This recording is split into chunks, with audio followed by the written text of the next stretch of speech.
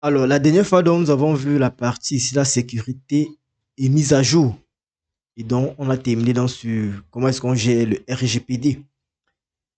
Donc, pendant tout le module, en fait, on a vu un ensemble d'extensions que vous devez maîtriser ou alors que vous devez connaître afin de mener à bien, en fait, votre site internet. Et donc, je vais donc vous parler de ces extensions-là pour résumer, en fait, dans une manière résumée. La dernière fois, on n'a pas eu le temps de résumer tout cela. Aujourd'hui, ce sera l'occasion pour nous ici d'essayer de résumer vite fait. Si vous avez des questions, on va donc continuer et passer à la suite. Alors, qu'est-ce qu'on avait dit par exemple la dernière fois? La dernière fois, en fait, la première extension que nous avons vue, en fait, c'était au niveau de la sécurité de notre site WordPress. Donc, on a dit quoi? Il faudrait installer l'extension, en fait, WordFence, qui est un PAF, en fait, qui est un PAF et un antivirus, en fait, qui permet de protéger notre site WordPress contre les attaques. La deuxième extension que nous avons fait également, c'était UDRAF Plus. Donc, c'était une extension qui devait nous permettre, en fait, ici, de sauvegarder automatiquement en fait notre site internet. Donc, à tout temps, on va devoir sauvegarder notre site internet ou alors on va programmer les sauvegardes automatiques pour que même si on perd notre site internet, on puisse récupérer notre site internet sans problème. Rappelez-vous très bien, à l'entame de notre cours au mois d'avril, je vous avais dit par exemple qu'il y avait le serveur de OVH qui avait craché, je crois que c'était en 2021-2022, et toutes les personnes qui avaient le site internet là-bas se sont fait perdre le site internet parce qu'il n'y avait pas moyen de faire des sauvegardes. Or, ceux qui avaient fait des sauvegardes et gardé le site internet quelque part étaient sauvés. Donc, il faudrait utiliser donc ce qu'on appelle une extension de sauvegarde, comme par exemple ici là, UTRAF Plus, pour pouvoir donc ici là sauvegarder en fait votre site internet. Et quand vous sauvegardez, vous pouvez à tout moment en fait restaurer si votre serveur a craché plus tard. Également, lorsqu'on parlait en fait des sites internet également, l'une des extensions qu'on installait également, c'était WP Optimize. Dans le WP Optimize, en fait, c'était une extension qui va nous permettre de faire le nettoyage de notre base de données pour améliorer en fait ici là les performances de notre site. À côté de cela de WP Optimize, on avait donc également euh, Lightspeed Cache qui permettait de faire la mise en cache du site internet pour que lorsque les utilisateurs qui sont connectés reviennent les prochaines fois, en fait, le site se charge de manière rapide. Donc, ça, ce sont les extensions obligatoires. Quand vous avez installé votre site internet, une fois que vous avez tout configuré, en fait, il faudrait donc installer, premièrement, WordFence pour gérer la sécurité de votre site internet, UDrive Plus pour gérer les sauvegardes, WP Optimas pour faire le nettoyage de la base de données afin de supprimer les données qui sont peut-être redondantes ou les données qui ne sont pas utilisées. Également, vous rappelez très bien pour la compression des images, pour que notre site internet soit rapide, qu'est-ce qu'il faudrait faire? Il faudrait donc utiliser des extensions comme Smudge, comme Short Pixel, alors comme Imagify. En fait, ce sont des logiciels en ligne donc, qui vont nous permettre de compresser les images en fait, afin que les images en fait, ne pèsent pas pour retarder le chargement des pages. Rappelez-vous très bien, il avait dit quoi? Vos images doivent être entre 30, bon, doivent être au plus 200 pixels, 200 kilooctets autant pour moi. Donc, quand une image va dépasser 200 kilooctets, c'est pas correct. Donc, ce que vous devez faire, c'est quoi? Vous devez chercher à utiliser l'une de ces plateformes-ci. Dans le cours précédent, nous avons vu comment on l'utilise. Imagify, Alof, IMG, également ShortPixel, Yasmuch, qui vont donc vous permettre de convertir vos images sans perdre de qualité. Et donc, au niveau du cache, comme j'ai rappelé tout à l'heure, pour accélérer en fait le chargement de notre site internet, pour que notre site internet soit rapide, dépendamment ici du serveur, on va installer des extensions comme Lightspeed Cache pour mettre en cache les données, c'est-à-dire qu'on peut sauvegarder les données sur le périphérique de l'utilisateur afin que lorsqu'on va revenir les prochaines fois, en fait, on puisse accéder au site en quelques secondes, en fait, en quelques millisecondes. Il y a plusieurs extensions, mais la plus utilisée, en fait, c'est là que j'ai conseillé la dernière fois, c'était Lightspeed Cache. Donc là, c'est une extension obligatoire. Ici, là, vous devez choisir un seul. Je vous recommande d'utiliser, par exemple, cette extension-ci. Ici, là, vous devez prendre ça obligatoirement. Celui-ci, obligatoirement, obligatoire, obligatoire, obligatoire. Maintenant, il y a également ce qu'on appelle les plugins. Les plugins, il y avait ce qu'on appelle les plugins pour gérer, en fait, ici, là, les spams. Là, dans le plugin anti-spam, j'ai présenté Compliance. J'ai présenté Anti-Spam B la dernière fois. Et maintenant, ce que nous avons utilisé, en fait, c'était Akismet. Donc, Akismet, ici, là, c'était celui le plus utilisé. On va voir tout à l'heure encore ça à Kismet. Ça permettait de gérer, de bloquer en fait cela, les envois automatiques des emails. Donc parfois quand vous créez les sites internet, qu'est-ce qui se passe? Il y a des personnes là, des robots en ligne en fait, qui vont venir sur vos formulaires en fait, charger les données pour peupler votre base de données afin que elle plante en fait. Et quand la base de données est pleine, forcément votre site internet sera lent. Donc il y avait également Optimate Robot qui permet également, c'est toujours une extension en fait, qui va vous permettre de surveiller en temps réel le bon fonctionnement de votre site. Donc tout à l'heure, je vais vous envoyer ce document-ci en fait, ça va vous permettre également de voir quelles sont les extensions qui existent. Après ça, il y avait quoi? Il y a ce qu'on appelle le Google Search Console. Google Search Console, c'est quoi? C'est tout simplement donc, un outil de Google en fait qui va vous permettre en fait ici là d'analyser en fait les erreurs techniques sur votre site internet. C'est-à-dire quoi? Regardez par exemple la vitesse de chargement des pages et le référencement. Donc à travers Google Search Console en fait, on va pouvoir vérifier ici là notre SEO. Maintenant, il y a également Jackpat. Bon, Jackpat, c'est pour gérer également la sécurité, pour voir les statistiques et tout. Et donc, Jackpat, en fait, ça va nous permettre de gérer la sécurité, c'est-à-dire quoi, l'historique des activités. Après l'historique des activités, on aura par exemple les statistiques de notre site internet et les alertes de dysfonctionnement. Jackpat, en fait, c'est un plugin qui est premium et qui est aussi gratuit.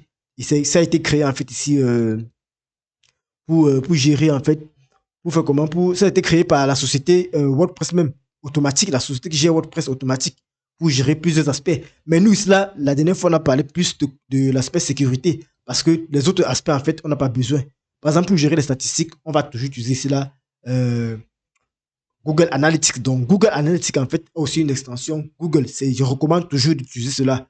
Quand vous avez terminé d'installer les extensions obligatoires, il faudra installer également Google Analytics. Si vous tapez tout simplement Google Analytics au niveau de la recherche des extensions, vous allez trouver et vous allez tout simplement installer et suivre la configuration. Il va falloir lier avec un compte Google. Et je vous recommande toujours de créer, à chaque fois que vous créez un business, de créer l'adresse email du business. Et c'est avec ça que vous allez travailler. Voilà, vous inscrire dans toute cette plateforme-là. La dernière fois, on a bien vu. Toute cette plateforme, c'est en fait, que ce soit WordFence, Draft Plus, WP Optimize, avant de les utiliser, en fait, ils obligent en fait que vous ayez un compte. Parce que quoi, il y a les clés que vous allez générer et les coller sur le site internet. La dernière fois, c'est ce qu'on nous avons fait. Donc, si vous regardez les vidéos, vous allez très bien voir qu'on a montré comment on configure, comment on crée les comptes et comment on copie les clés pour venir les coller, pour pouvoir avoir accès à ces différents services. Donc maintenant, une fois que nous avons terminé cela, nous avons parlé également de la routine hebdomadaire qui est recommandée. Ça, c'est le niveau maintenant une forme de sécurité ou alors une forme de maintenance qu'on doit avoir quand on a un site internet qui est lancé. Alors, la première chose que nous avons vu la dernière fois, c'était au niveau, en fait, ici, des sauvegardes. Lorsqu'on crée un site internet WordPress, en fait, bien, lorsqu'on crée un site internet tout court, il faut toujours et toujours faire les sauvegardes automatiques. Et qu'est-ce qu'il y avait dit la dernière fois? La première des choses qu'on va s'élever, regardez très bien, du routine hebdomadaire recommandée. Donc, vous devez le faire au moins une fois par semaine. Et ça peut être chaque lundi matin. En fait, vous chronométrez l'heure à laquelle vous allez vérifier votre site internet. Vous devez vérifier votre site internet au moins chaque semaine. Donc, c'est une routine. Quand vous avez un site internet, première chose, quand vous entrez sur votre site internet, la première chose que vous allez faire, c'est quoi? Vous allez faire une sauvegarde automatique.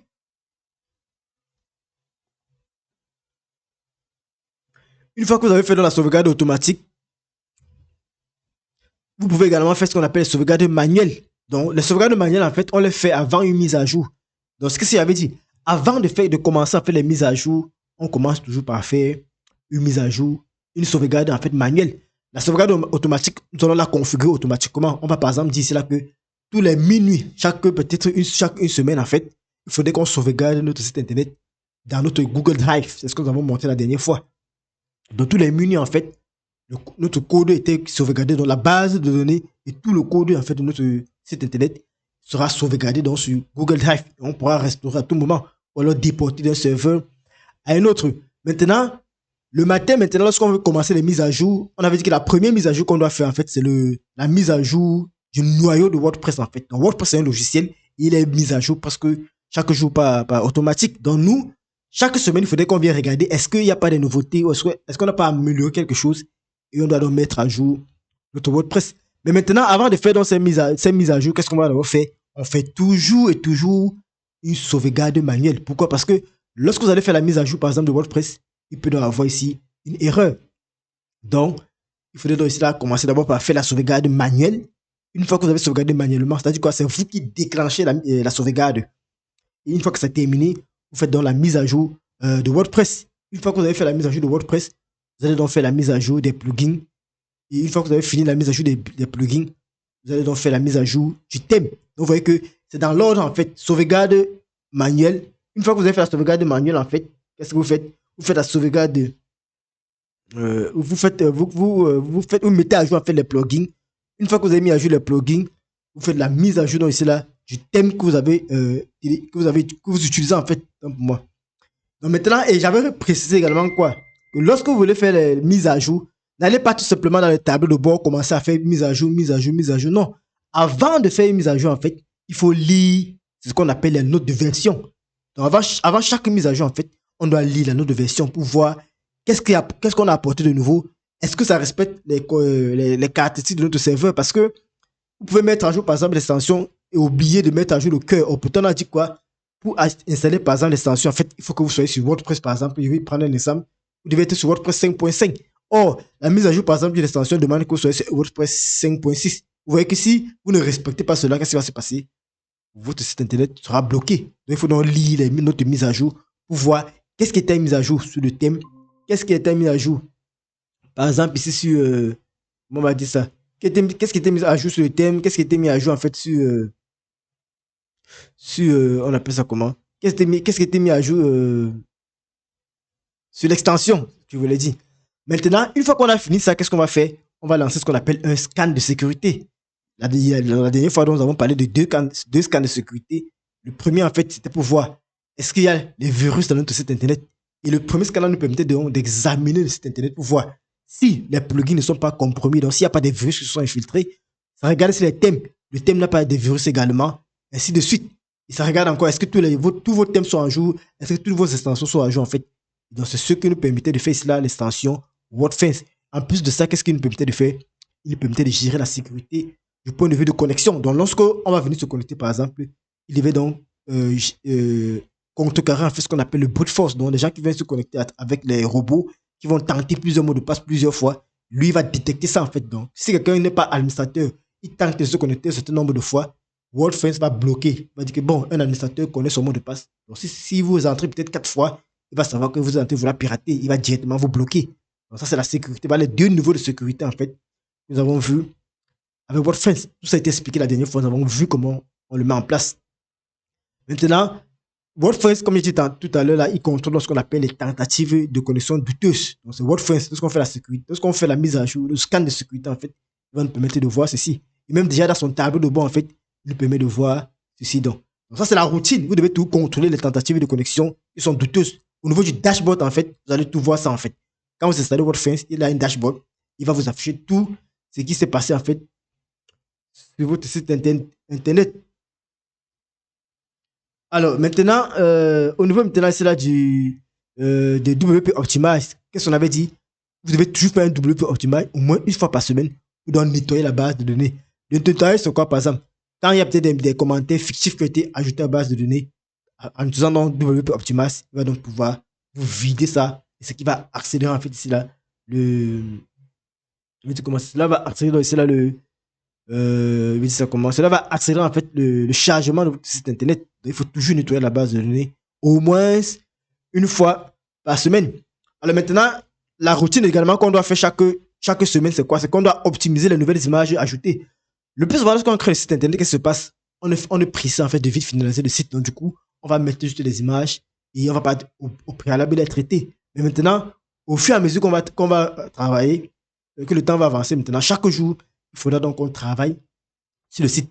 C'est ce qu'on appelle aussi la maintenance de notre site internet. Donc, quand quelqu'un a un site internet WordPress, par exemple, ou quel que soit le site internet, il y a toujours la maintenance qui est faite. Donc, c'est ça. C'est cette maintenance-ci, en fait, qui est faite. Donc, même vous-même, si vous voulez postuler maintenant pour une entreprise, par exemple, qui a un site internet, vous pouvez donc exécuter toutes ces routines-ci, en fait, chaque semaine. Et l'entreprise en question va vous payer uniquement pour ça, en fait. Vous pouvez localiser des entreprises qui ont des sites internet, mais qui ne sont pas mis à jour. vous leur proposez donc le service que je suis en train de vous montrer ici, par exemple. Donc, une fois que vous avez donc ici optimiser les images. Nous avons vu comment on optimise les images. Vous pouvez donc faire ce qu'on appelle le test de vitesse. Donc, vous avez vu, depuis qu'on a créé le site internet, on ne regardait pas la vitesse. Mais maintenant, chaque semaine, vous devez vérifier si votre site est rapide, en fait. Et il y a les outils qui permettent de le faire.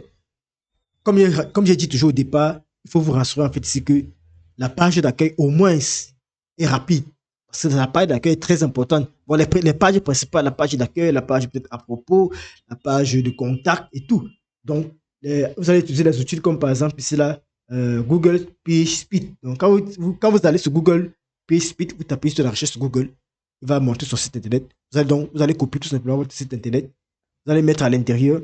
Il va analyser votre site internet pour voir quelle est sa vitesse de chargement, par exemple. Il y a également GTmetrix qui permet de lui tester cela. Vous tapez seulement sur Google, vous allez voir GTmetrix. Vous collez seulement l'URL de votre site internet et il permet donc ici là de tester quelle est la vitesse de chargement de votre site internet, que ce soit sur ordinateur ou alors que ce soit sur téléphone. Maintenant, on a également vu l'une des extensions qu'on appelle Optime Robot. Donc, on a Optime Robot qui va nous faire des alertes. Et on a Google Search Console, comme j'ai rappelé au départ, qui nous permet de gérer cela, le référencement. Donc, ça, c'est la vérification qu'on doit faire chaque jour, en fait, au niveau de Optime Robot. Si on l'a installé celui-ci, au niveau de Google Search Console pour voir ce qui ne va pas. Parce que quoi? Google analyse votre site internet quand vous avez associé Google Analytics. Et qu'est-ce qu'il va faire? À chaque fois, il va donc regarder s'il y a des choses qui ne vont pas sur votre site internet. Ça ne peut même pas manquer, en fait. Surtout sur un gros logiciel comme WordPress, il y a tellement de choses qu'il faut vérifier chaque jour. Raison pour laquelle on parlait de routine hebdomadaire. Même si vous ne le faites pas la semaine, il faudrait que la semaine prochaine, vous essayez de faire au moins quelque chose. Maintenant, la dernière chose que nous avons vu également, c'était en ce qui concerne la conformité RGPD. Donc, c'est le bandeau, par exemple, qu'on va mettre là, qui va permettre de dire aux utilisateurs qu'on va utiliser peut-être les données, par exemple, pour faire de la publicité et tout. Donc, si on vient, par exemple, sur notre site internet, vous allez voir ça, en ce qui concerne le RGPD. C'est pour gérer le consentement des utilisateurs. Vous voyez que là, sur notre site maintenant, on a ceci. Nous avons ajouté ça la dernière fois. Donc, on a mis ça, on avait compliance, les plugins of compliance. Vous allez voir ça dans le précédent cours. Ça nous permet de gérer le consentement, en fait. Donc, l'utilisateur va accepter les conditions d'utilisation ici. Il peut également voir les références, donc, pour voir tout ce qu'on fait de ces données, en fait. On va utiliser ces données pour le marketing.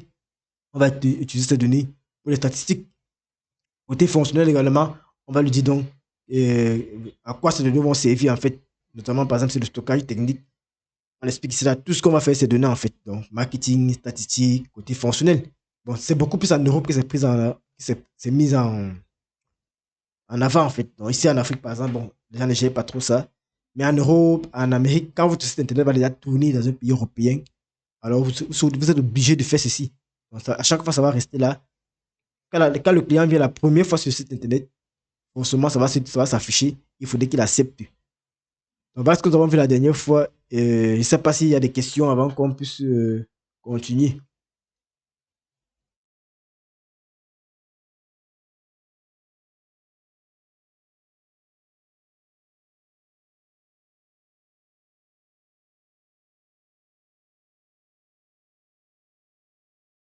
Est-ce que c'est bon pour vous jusqu'ici?